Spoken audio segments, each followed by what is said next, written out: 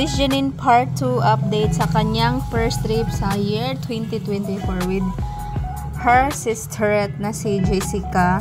So kasi nga nag-my day siya. Yun yung first upload ko guys. First upload sa ngayong araw. But bago tayo pumunta sa kanyang part 2 na ganap, so dito muna tayo sa pinost ni Kuya sa kanyang Facebook. So ayun, nakapagpa-picture siya kay Mila Alisa equals Janine Gutierrez.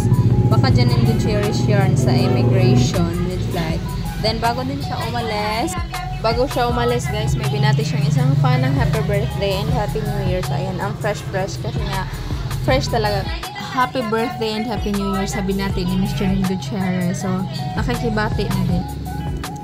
Guys, tingnan niyo yung sinuot na jacket ni Miss Janine Gutierrez. I don't know kung ako lang yung nakapansin na suot yan ni Pau, kasagsagan na ngayon kaya magkatabi sila dun sa picture guys. May picture ako nun pero nabura ko lang sa phone ko. Then may in-upload akong video niyan pero binura ko din kasi nga nagkaka-reuse content yung isa kong channel kaya gumawa ako ng second channel. Meron yun nga lang nabura ko kasi nga nagka-reuse content.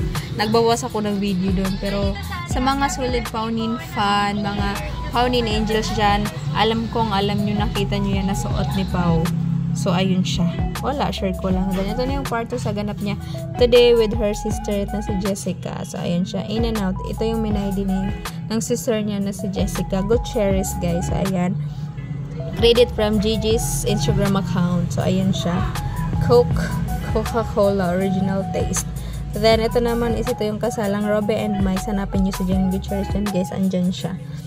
Ang fresh ng look. So ayun lang guys, if you guys like, share, comment, and subscribe. Love lots, ingat kayong lahat. Konting Miss Janine Gutierrez update lang po. Ingat, love lots.